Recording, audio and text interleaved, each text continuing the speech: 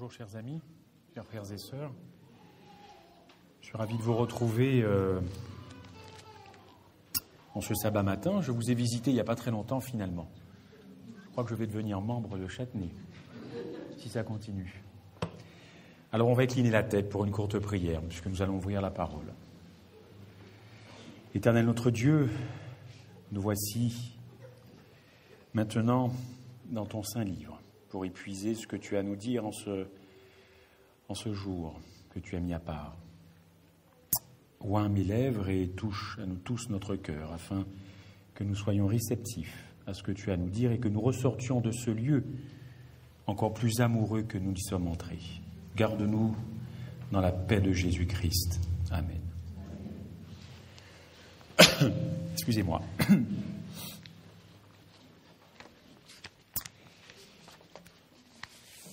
Je n'ai pas oublié que c'est le mois de mars et que c'est le mois de la jeunesse. Donc je m'adresse à vous, jeunes de Châtenay, avec humilité, jeunes moins jeunes, parce que je vois qu'il y a des forces vives, comme on dit, dans cette église. Et puis ça fait plaisir de voir que la relève est là. Donc soyez attentifs. Je sais que l'heure est avancée. Peut-être que le ventre commence un peu à frémir, mais j'ai beaucoup pensé à vous quand je me suis penché sur le message que j'avais pour vous. Alors, je vais vous raconter une histoire. Les grands le savent, connaissent cette histoire. Vous aussi, mais alors, permettez-moi tout de même d'y revenir. Saül, puisqu'il s'agit de Saül, était un beau jeune homme, comme vous, peut-être. Il y en a. Que Dieu, donc, avait oint pour être roi d'Israël. Et au début, Saül écoutait la voix de Dieu, mais après avoir goûté au pouvoir et à la richesse, eh bien son comportement changea.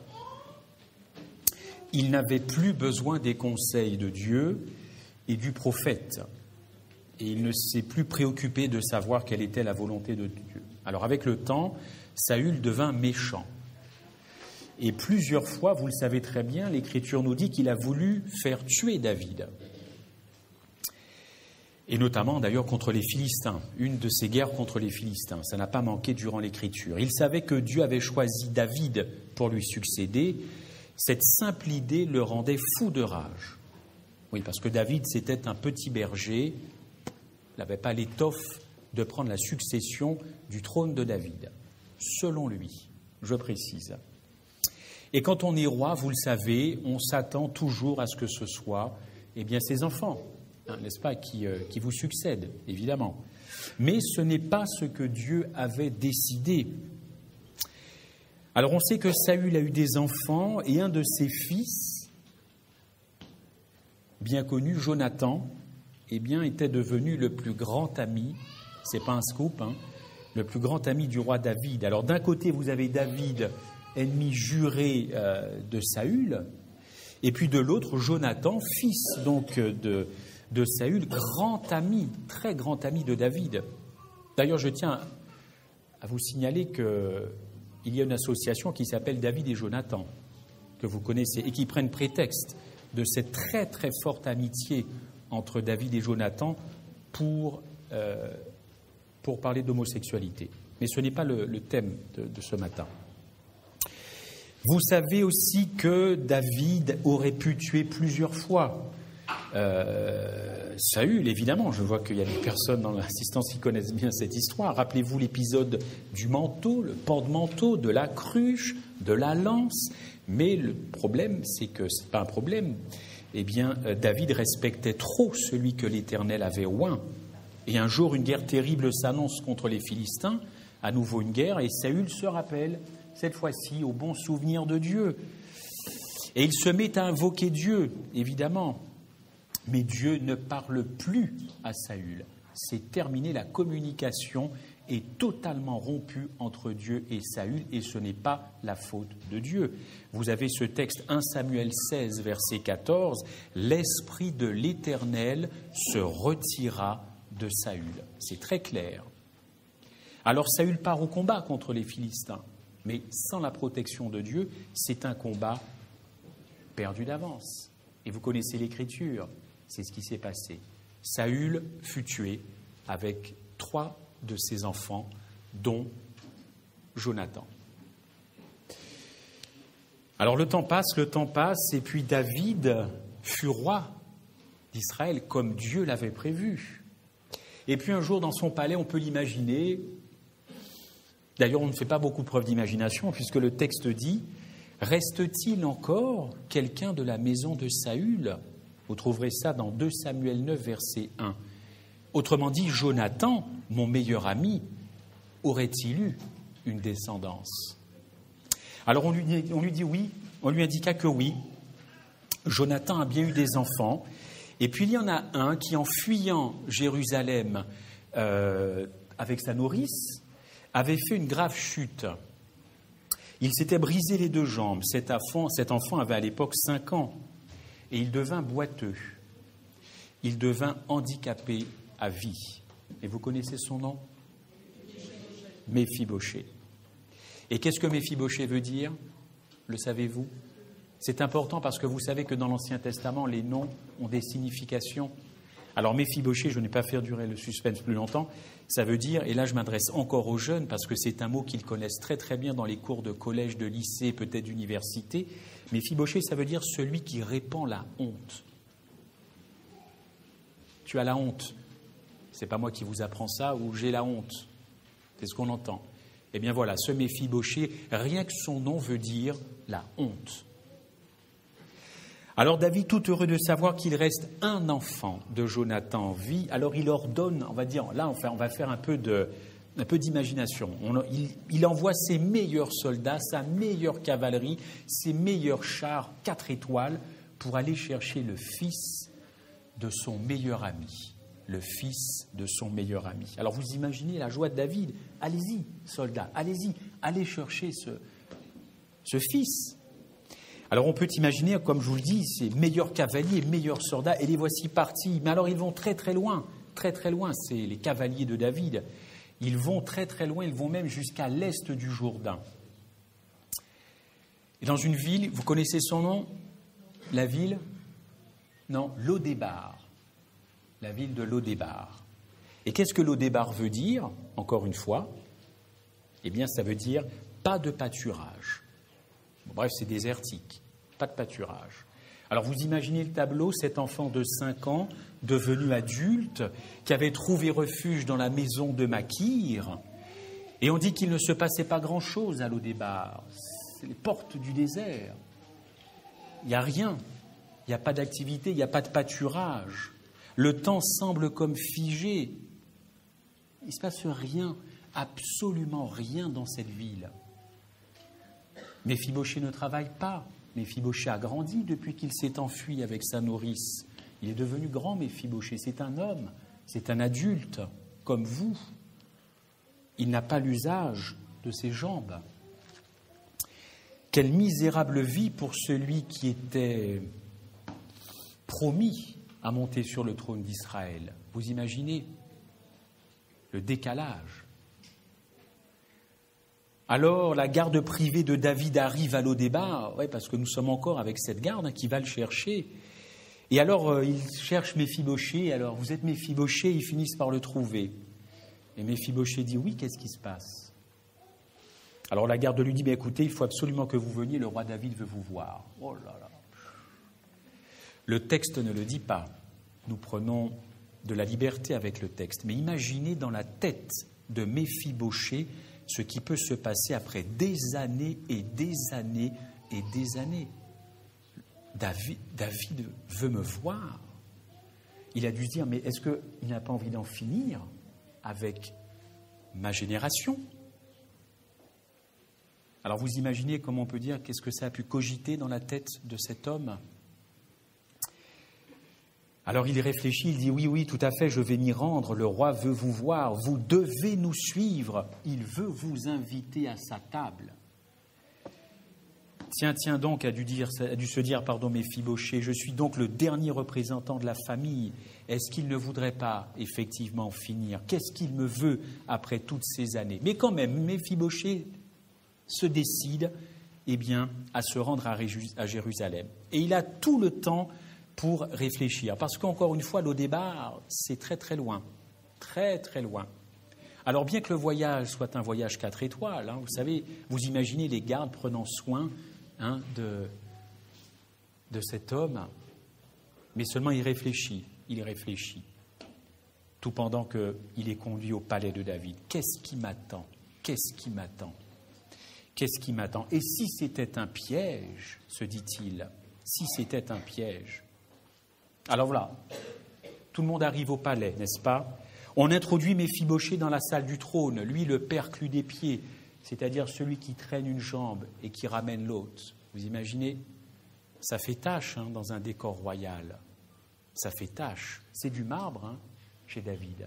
Je ne sais pas si vous avez du marbre chez vous, mais chez David, c'est que ça. Et on voit cet homme arriver, perclus des pieds.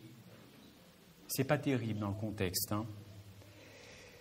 Et David, en voyant ce Méphibosheth, lui dit « C'est toi, Méphibosheth ?» Et Méphibosheth de lui dire « Oui, je suis ton serviteur. » La première chose que David dit à Méphibosheth, c'est pas « Bonjour, comment vas-tu après toutes ces années ?»« Oh, tu sais, qu'est-ce que j'ai bien connu ton père ?» Le texte biblique ne nous dit pas ça. La première chose que David dit à Méphibosheth, c'est « Ne crains pas. » Eh bien oui, parce que David savait aussi que pendant que Méphibosheth était en voyage, il a dû se dire que ça devait tourner en boucle dans la tête de Méphibosheth.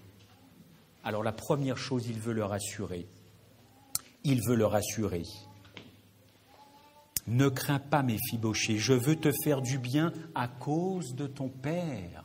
À cause de ton père. Alors après, on peut s'imaginer encore une fois qu'ils ont dû longuement discuter tous les deux, n'est-ce pas ? David a dû lui parler des souvenirs de son père. Vous trouvez ça dans 2 Samuel 9, verset 7. Et lui dit, je vais te rendre toutes les terres de ton père. Et tu auras une maison à Jérusalem. Et tu mangeras toujours à ma table. Je te veux dans ma maison jusqu'à la fin de ta vie. Vous imaginez le retournement de situation pour cet homme oublié, au chômage, sans rien, et il se retrouve des années après devant le meilleur ami de son père qui lui dit maintenant, en gros, je schématise, excusez-moi, tout ce que j'ai, c'est pour toi.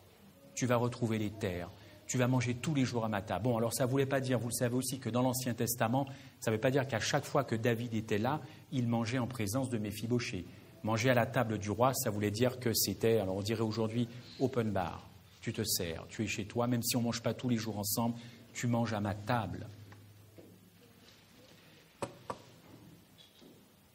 Et regardez ce que Méphibosheth lui répond quand David lui dit tout ça. Il lui dit « Qui suis-je pour que tu regardes un chien mort comme moi ? Qui suis-je, moi, Méphibosheth, pour que tu me regardes ? Je ne suis qu'un chien. Et tu me regardes. Et tu as de la considération pour moi. » Parce que Méphibosheth est bien conscient que son statut social, évidemment, et lui qui n'a jamais eu d'égard de personne, eh bien, il y a encore une fois un décalage par rapport à la situation.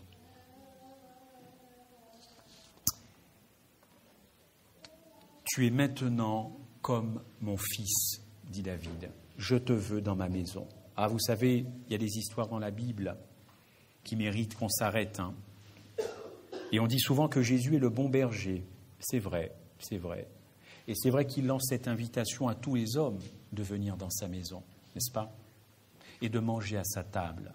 Cette histoire de Saül me rappelle la parabole de Luc 14, verset 21. Nous ouvrirons le texte dans quelques instants, mais retenez cette parabole, Luc 14, 21, où le maître dit « Mais puisque tous ceux que j'ai invités ne veulent pas venir, et oui, parce qu'il y a des mariages, on est trop occupés, on a des affaires, on a trop de choses à faire, puisqu'ils ne veulent pas venir à mon invitation, allez chercher les pauvres, allez chercher les estropiés, allez donc me chercher les boiteux.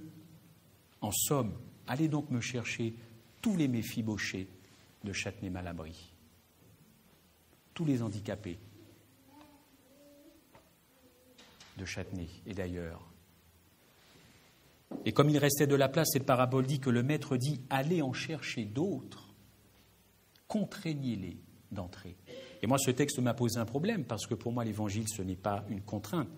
L'évangile, c'est une liberté. Alors pourquoi dans ce texte, il est dit « Contraignez-les d'entrer ». J'ai réfléchi, Pardon, sœur? Insister? Peut-être que c'est une autre traduction, effectivement. Mais la contrainte, c'est encore beaucoup plus fort que d'insister. Mais bon, j'ai une petite réponse à vous proposer, une petite solution. Peut-être parce que ces estropiés, ces boiteux, tous ces méphiboshés, eh bien, ils ont peur de rentrer dans la maison du roi. Ils ont peur. Qu'est-ce qui va se passer une fois que je serai dans cette maison? Est-ce qu'on va en vouloir à ma vie?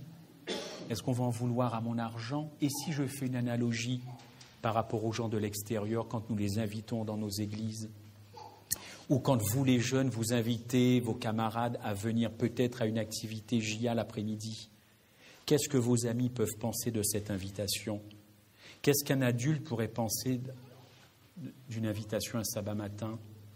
Mais ces adventistes, ils en veulent peut-être à mon argent, parce que j'ai entendu dire qu'il y avait la dîme.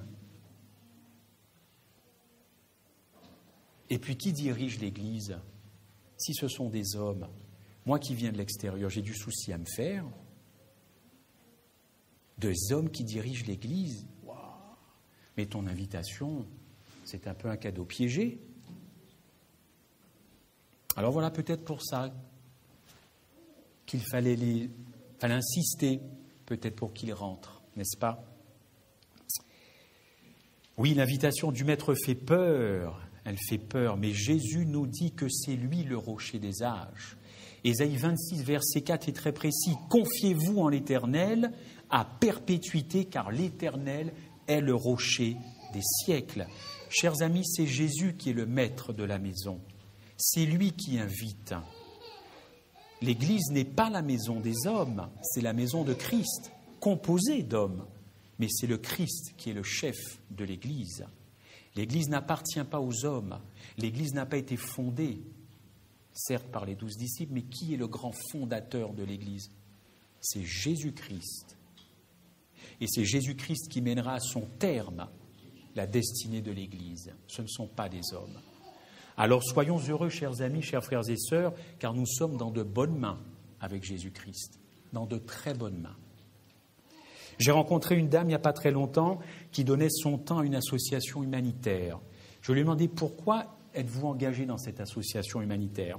Qu'est-ce qui vous pousse à donner votre temps? Alors elle m'a confié qu'elle avait besoin de rencontrer du monde, qu'elle ne pouvait pas rester seule car c'était trop dur. Elle vivait une solitude qui était pénible.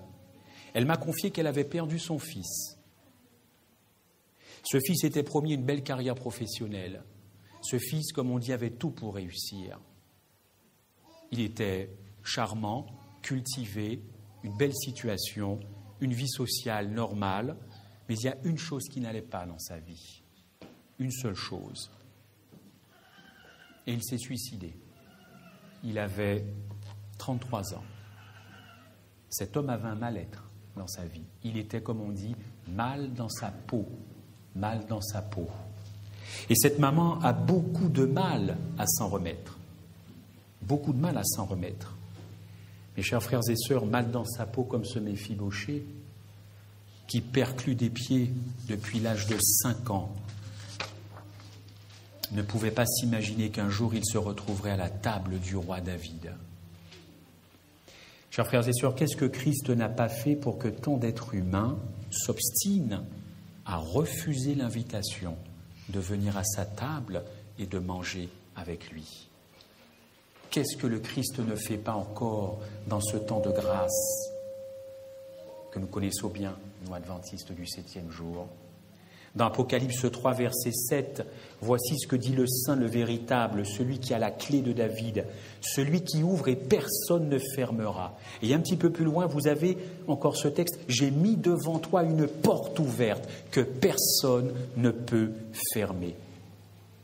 Le Christ est celui qui ouvre les portes. Vous avez un texte dans Marc 7, on amène à Jésus un sourd qui en plus avait du mal à parler. Il le prend à part, lui met les doigts dans les oreilles, n'est-ce pas? Et lui touche la langue avec sa propre salive. La propre salive du Christ sur la langue de ce sourd. Et qu'est-ce qui se passe? Christ dit « Ephata, Ephata ». Et ce sourd retrouve l'audition et sa langue, nous dit le texte, se délia. Chers frères et sœurs, quand on a l'habitude d'entendre, et c'est mon cas, on ne peut pas s'imaginer ce qu'est d'être sourd. Je ne sais pas ce que c'est que la surdité. Mais la première voix que cet homme a entendue, c'est la voix de Jésus-Christ.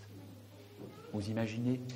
La première voix qu'il entend, c'est celle du Christ. Oui, Jésus ouvre la porte de nos oreilles pour que nous puissions entendre son appel à venir et à manger à sa table. Mais quel appel? Eh bien, c'est un appel à la repentance. C'est un véritable appel à la repentance. Nous devons nous repentir. Dans Matthieu 9, verset 27, c'est une autre rencontre avec Jésus-Christ. Cette fois-ci, ce sont deux aveugles qui s'approchent de Jésus. Et là encore, Jésus, alors j'enlève mes lunettes, leur toucha les yeux. On peut imaginer cette caresse du Christ. Ce n'est pas un brutal, Jésus-Christ. Il est doux, il caresse les yeux. Et qu'est-ce qui se passe? Le premier visage que ces hommes ont vu, c'est le visage de Jésus-Christ. Encore une fois, pour nous, la vue, c'est quelque chose d'acquis. Peut-être qu'il y a je ne sais pas, des malvoyants à Châtenay dans cette église, mais c'est quelque chose d'acquis pour moi. Je ne sais pas ce que c'est que de ne pas voir. Le premier visage qu'il voit, c'est Jésus-Christ. Seulement, vous savez très bien qu'on peut avoir la vue et finalement ne pas voir. On peut avoir la vue et refuser de voir la réalité. C'est encore un autre cas de figure. Et encore une fois, dans un autre texte, Luc 24, verset 30, « Pendant qu'il était à table avec eux, on verra qui étaient eux, il prit du pain, et après avoir rendu grâce, il le rompit et leur donna. Alors leurs yeux s'ouvrirent, et ils le reconnurent. » Oui, ses disciples, sur le chemin d'Emmaüs, étaient abattus, effondrés par la crucifixion de Jésus-Christ. Ils ne voyaient pas plus loin que la tombe. Jésus a rompu le pain, c'est pas évident, a rompu le pain, et les yeux de ces personnes se sont ouvertes. Jésus a attendu d'être à table pour accomplir ce miracle. Je ne sais pas pourquoi. Évidemment, cette scène où le pain est rompu, ça leur a rappelé effectivement une autre scène. Mais il a attendu d'être à table. Et toujours dans ce même chapitre de Luc 24, le Christ a ouvert sa parole. Et au verset 27, il dit... Il leur expliqua dans toutes les Écritures ce qui le concernait. Il leur expliqua tout ce qui leur concernait. Chers amis, on a tout simplement dans ce verset une étude biblique qui est donnée par Jésus, sur Jésus, avec les commentaires de Jésus-Christ. Enfin, excusez-moi, mais quelle étude biblique? Quelle étude biblique? C'est Jésus qui donne l'étude porte sur lui et Jésus donne les commentaires. Moi, j'attends que ça au ciel, que Jésus-Christ me donne des études bibliques sur lui, avec ses commentaires. J'attends que ça. C'est le petit secret que je vous livre. Parce que là, je peux vous dire qu'à ce moment-là, je ne sais pas si ces deux personnes avaient conscience de l'événement, conscience de ce qui se passait. Jésus-Christ est la parole. Ces deux disciples d'Emmaüs sur le chemin connaissaient la parole de Dieu. Mais il nous faut ouvrir cette parole pour qu'on prenne du plaisir à l'ouvrir et à la comprendre. Et toujours à cette même table, et comme si les yeux, les oreilles et la parole ne suffisaient pas, Jésus a fait encore quelque chose au verset 45, il ouvrit encore une porte, celle de l'Esprit. Et le texte dit, l'Esprit afin qu'ils comprissent les Écritures. Nous devons, chers frères et sœurs, supplier le Christ nuit et jour de nous ouvrir l'esprit pour qu'on comprenne sa parole. J'ai toujours dans ma Bible cette citation de la sœur White. Je vais essayer de vous retrouver ça. Je l'ai noté, évidemment. Quelle citation, mais quelle citation. Ce chute, c'est comme je suis des îles, ça revient tout le temps. Écoutez cette citation d'Ellen White. Ne permettez à personne d'être votre cerveau, de penser à votre place et de chercher à votre place. Ne permettez à personne de chercher la parole de Dieu à votre place. Et ne permettez à personne de réfléchir à votre place. Et tout ce que je peux dire ici, allez vérifier les versets. Et si je me suis trompé, revenez vers moi et j'accueillerai ça avec plaisir. Citation d'Ellen White, Review and Herald en 1894. Supplions le Christ, effectivement. Je ne peux pas étudier la parole par procuration, n'est-ce pas ? Je ne peux pas m'en remettre constamment à la sagesse des commentateurs. Ayons l'esprit des Béréens, n'est-ce pas ? Ayons l'esprit des Béréens. On vous dit quelque chose, vous allez vérifier. On vous dit quelque chose, vous vérifiez. Et vous faites ça constamment, constamment. Et c'est comme ça qu'on peut discerner la vérité de l'erreur. Ne laissons pas aux autres la liberté de nous dire où est l'erreur et où est la vérité. Examinons toutes choses, comme dit l'apôtre Paul, et retenons ce qui est bien. Est-ce que cet aumônier vivait ce qu'il disait ? Est-ce qu'il le vivait pour déclencher cette prise de conscience ? Chers frères et sœurs, nos vies sont faites de succès et d'échecs, n'est-ce pas ? Ce n'est pas moi qui viens ce matin vous apprendre ça, n'est-ce pas ? Il y a des aînés parmi nous. Et il n'y a probablement et sûrement pas une seule chose que le Christ n'ait pas ressenti de nos succès et de nos échecs. Parce qu'il a pris sur lui notre nature pécheresse, une nature déchue après 4000 ans de péché. S'il y a quelqu'un qui vous connaît mieux que vous-même, c'est Jésus-Christ. Encore faut-il que vous soyez convaincus qu'il vous connaît mieux que vous-même. Seulement, chers frères et sœurs, chers amis, après nous avoir ouvert les yeux, les oreilles, l'esprit et la parole, comme ça ne suffisait manifestement pas encore à cause de notre incrédulité à croire tout cela, eh bien le texte d'Hébreux 10, verset 19, maintenant vous pouvez peut-être ouvrir vos Bibles, parce que ça c'est un verset fondamental pour nous adventistes du 7e jour. Hébreux 10, verset 19. Hébreux 10, verset 19.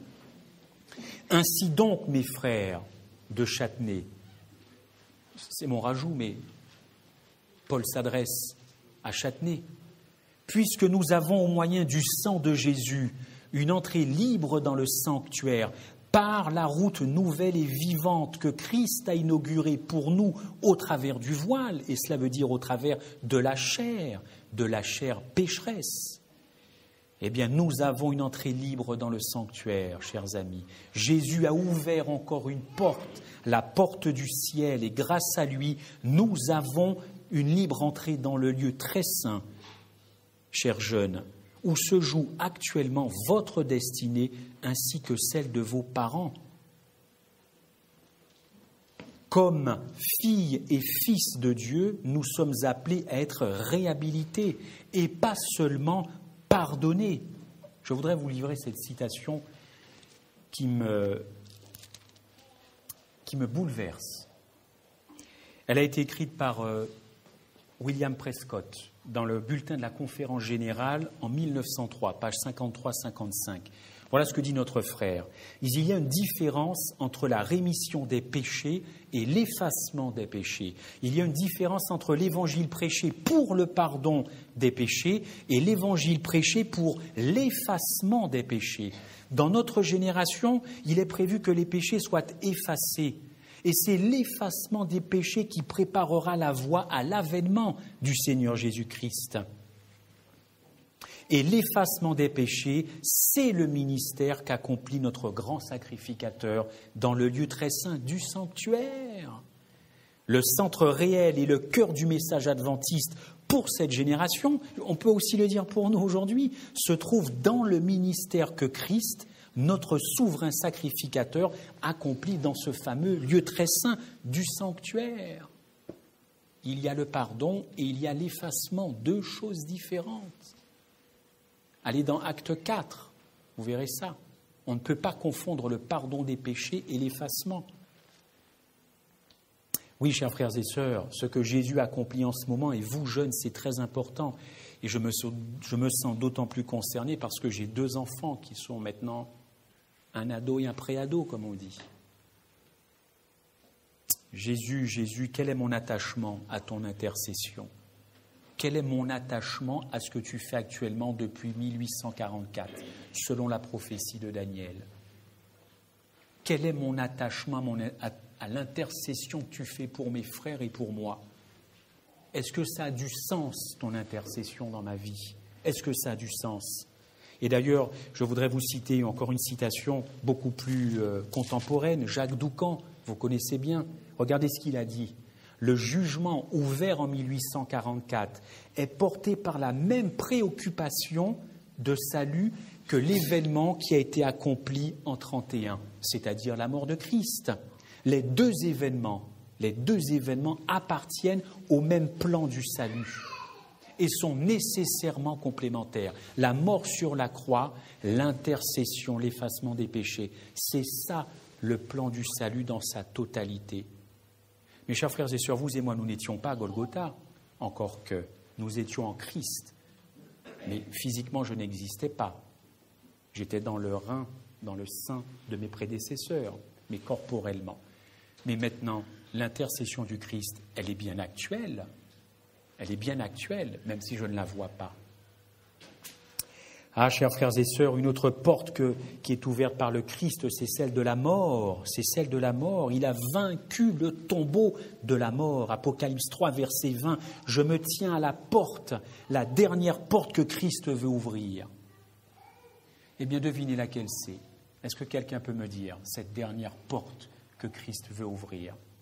Et il s'acharne à ouvrir la mienne. Le cœur. Merci, sœur. Le cœur. Le cœur, mon existence. Lui veut ouvrir mon cœur. Et ouvrir mon cœur à Christ, c'est accepter le plan du salut conçu d'éternité en éternité, qui se compose des deux phases, pardon et effacement. C'est pour cela qu'il faut que nous laissions tomber tout ce qui peut faire obstacle à notre relation avec Jésus-Christ, à commencer par ce sentiment que je m'aime, c'est-à-dire mon autosatisfaction, je flatte mon ego, je m'aime. Ce que je fais, c'est bien, j'ai confiance en moi, je n'ai pas tellement besoin de Jésus, j'ai confiance dans mes œuvres, oui, j'ai besoin de Jésus, mais bon, tout de même, j'ai quand même des domaines réservés, n'est-ce pas? On ne peut pas tout confier à Jésus, ah non, pas les choses les plus intimes. Mais au fond, je suis satisfait de moi. Bon, je ne le dis pas comme ça devant tout le monde, parce qu'on va se dire qu'il est prétentieux et orgueilleux. Enfin, quand je suis rentré chez moi, je suis très satisfait de ma prédication. Très satisfait. Comme sur des roulettes, tout le monde a écouté, c'était très, très satisfait. Quelqu'un m'a dit un jour, Christophe, c'était un prédicateur, je ne le suis pas, moi, ce n'est pas mon métier, je ne prêche pas, j'ai une vie. Et il me dit, quand je prêche, notre tradition, c'est d'attendre les frères et sœurs et de serrer la main. Et ça, c'est un acte de courtoisie, d'amabilité, il n'y a pas de problème. Il y a un jour, il y a quelqu'un qui vient voir cet ami et qui lui dit « Oh là, mais c'était trop bon, hein, vraiment, tu nous as fait du bien et tout. Vas-y, c'était super, mais vraiment, tu as été brillant, tu parles bien et tout. » Et mon ami de dire « Écoute, il dit à cette personne, il dit « Arrête de me dire ça parce que Satan me l'a déjà dit. » Ça dégonfle le ballon. Hein. Alors là, satisfait de soi-même. En un mot, c'est-à-dire nous voir comme on a envie de se voir, et non pas comme Jésus-Christ nous voit. Alors comment faire pour en finir avec cet état d'égocentrisme? Eh bien, voilà le verset clé de la journée que je vous offre. Gravez-le sur les frontons de vos chambres. Chers jeunes et chers adultes, ouvrons la parole à 2 Corinthiens 3, versets 17-18. 2 Corinthiens 3, 17-18. Et vraiment, remercions l'apôtre Paul. Remercions beaucoup l'apôtre Paul pour tout ce qu'il a amené à l'Évangile. 2 Corinthiens 3, versets 17-18. Nous sommes transformés, je vais le prendre avec vous alors que je l'avais noté, parce que nous sommes, 2 Corinthiens 3, 17, 18. On va commencer au verset 17, si vous le voulez bien. Or, le Seigneur, c'est l'Esprit. Et là où est l'Esprit du Seigneur, là est la liberté. Nous tous qui le visage découvert, contemplons, et d'autres versions disent reflétons ou contemplons comme dans un miroir, eh bien quoi? La gloire du Seigneur, nous sommes, et c'est ça le nerf, la moelle épinière de ce verset, nous sommes transformés en la même image de gloire en gloire. Nous sommes transformés. Plus je contemple quelque chose, plus je serai transformé en la même image. Et ça, tout le monde peut comprendre ça, et surtout les plus jeunes d'entre nous. Toutes ces idoles que le monde, que la société offre, plus vous contemplez ces idoles, quelles qu'elles soient, vous finissez par d'éteindre. Quand j'étais plus jeune, je me suis identifié à un chanteur. Je ne vous dirai absolument pas quel chanteur. Ça risque de casser l'ambiance complètement. Et de vous dire, mais qu'est-ce qu'il est venu nous dire? Alors oui, jusqu'au point de... J'étais plus jeune. Dieu m'a pardonné. Mais avec le recul et toutes ces années, je me suis dit, mais franchement... Mais je me suis identifié. Oh, je n'avais pas sa voix, hein, ça c'est sûr et certain. Mais je me suis identifié à lui. Et mon frère de me dire, non mais ça ne va pas, mon ami.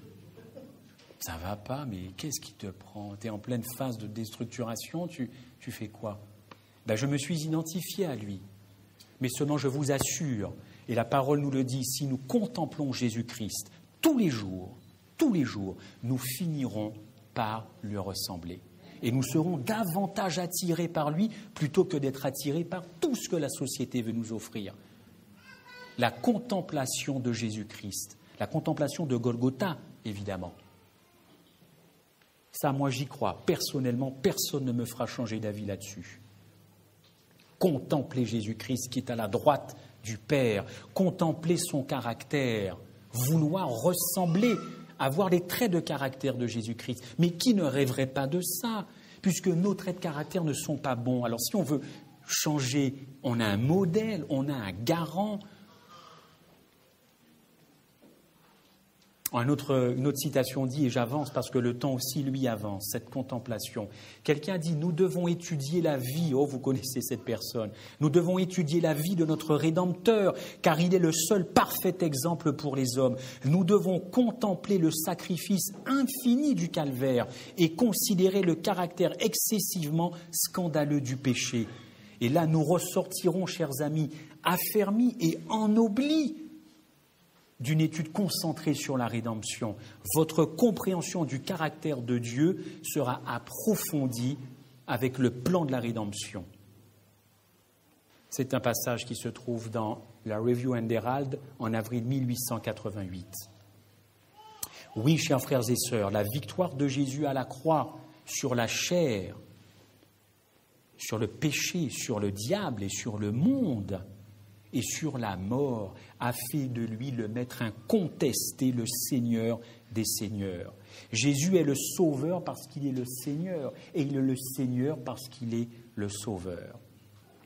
Dernier texte que je vous propose, encore un très beau texte, si vous voulez bien l'ouvrir, vous le connaissez, chers frères et sœurs, Éphésiens 2, verset 7. Éphésiens 2, verset 7. Oh là là, magnifique Paul. Voilà ce que dit Paul du Christ.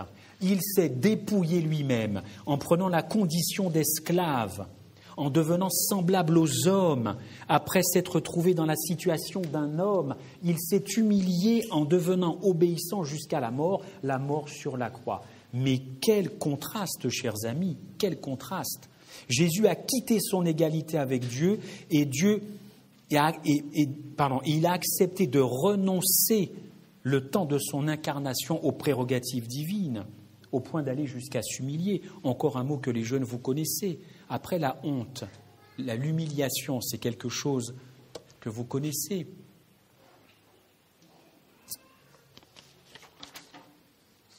Chers frères et sœurs, si Jésus s'est humilié, Dieu l'a élevé.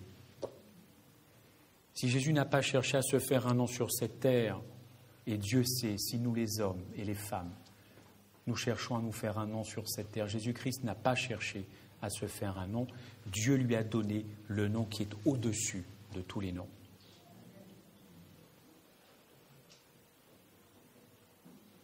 Si Jésus-Christ a fléchi le genou devant ses bourreaux, et vous le savez, et c'est ce que Jésus-Christ a fait, eh bien Dieu a décrété que tout genou fléchira devant Jésus-Christ. Oui, chers frères et sœurs, le Christ a pris sur lui la vie de Méphibosheth. Et le Christ prend votre vie, à vous jeunes, à toi, à tous ceux qui sont ici, tous ceux qui souffrent, tous ceux qui ont des problèmes, tous ceux qui sont perclus par le péché, non pas parce qu'ils boitent physiquement.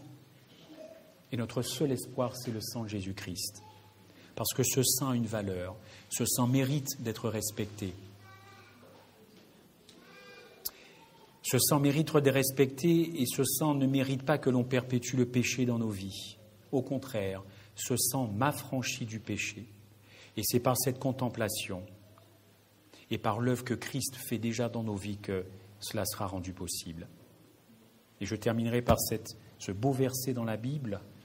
Heureux ceux qui lavent leurs robes afin d'avoir droit à l'arbre de vie et d'entrer dans les portes. Encore une porte que le Christ a ouverte. Que Dieu nous garde. Amen.